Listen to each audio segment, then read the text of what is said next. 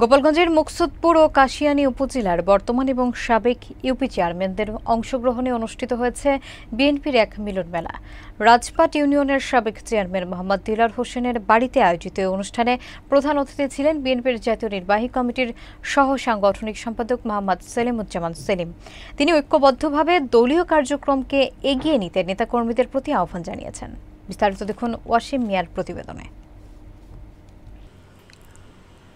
গোপালগঞ্জের মুকসুদপুর ও কাশিয়ানী উপজেলায় বিএনপির তৃণমূল পর্যায়ের ঐক্য সুদৃঢ় করতে ইউপি চেয়ারম্যানদের নিয়ে এক মিলন মেলার আয়োজন করা হয়। 16 নভেম্বর দুপুরে রাজপাট ইউনিয়নের সাবেক চেয়ারম্যান মোহাম্মদ দিলার হোসেনের বাড়িতে অনুষ্ঠিত এই মিলন মেলায় প্রধান অতিথি হিসেবে উপস্থিত ছিলেন বিএনপির জাতীয় নির্বাহী কমিটির সহ সাংগঠনিক সম্পাদক মোহাম্মদ সেলিমুজ্জামান সেলিম।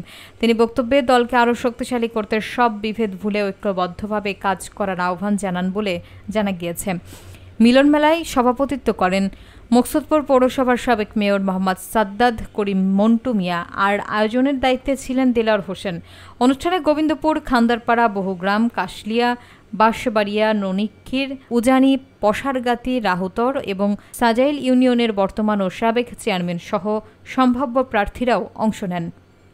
এছাড়া মুকসুদপুর উপজেলা বিএনপির সভাপতি আব্দুস সালাম খান, সাধারণ সম্পাদক মোহাম্মদ তারিকুল ইসলাম রাজু সহ স্থানীয় বিএনপি যুবদল এবং স্বেচ্ছাসেবক দলের নেতাকর্মীরাও উপস্থিত ছিলেন।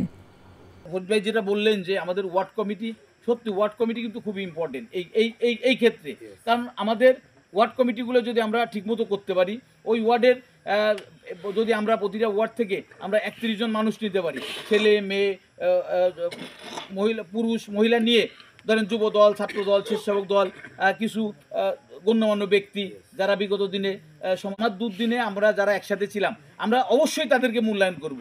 আমাদের দুর্দিনে, কারণ বিগত নির্বাচনে আমি ধরেন আমাকে দেখিয়েছিল 10,000 ভোট। আমি তো এবার 10,000 ভোট পাওয়ার জন্য আমি ইলেকশন করতে আসিনি, আমি তো এবার জয়ী হওয়ার জন্য ইলেকশন করতে এসেছি। চলমান আন্দোলন, এদেশের 18 কোটি মানুষের যে চলমান আন্দোলন, এই আন্দোলন সফল হবে ইনশাল্লাহ। এবং দেখবেন এই ইলেকশনের পরে আমি আপনাদের কথা দিয়ে গেলাম, আপনারা যদি আমাকে ভোট দিয়ে জয়ী করেন, ইনশাল্লাহ এই মাটি, এই গোপালগঞ্জ একের মাটি ধানের শীষের ঘাঁটি হবে সত্যি সত্যি। যেমন ভাই, অন্তত প্রথম বলি মুকসুদপুরের কথা, আমরা যারা এখানে সমবেত হয়েছি আপনার কারণে এসেছি। আমরা আমাদের যতটুকু আছে সর্বোচ্চ ত্যাগ করে, আমি মেয়র ছিলাম, দরকার নাই আর হর, আমার প্রতিপক্ষ যদি 2 জন থাকে, তাকে আইনে যদি আপনাকে পৌরসভার ভোট দেওয়া লাগে, ইনশাল্লাহ তা দেব। এবং আমরা যারা এখানে এসেছি, বয়স তো কম না, এখন যারা চেয়ারম্যান হচ্ছেন সমবয়সী আর প্রায় ছোট।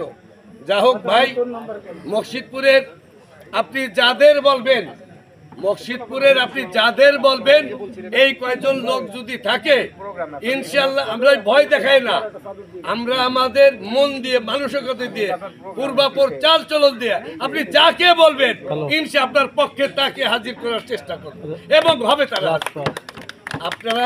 আপনি যাদের বলবেন, আপনার কমিটি যাকে বলবে, আমরা ইনশাল্লাহ আনবো।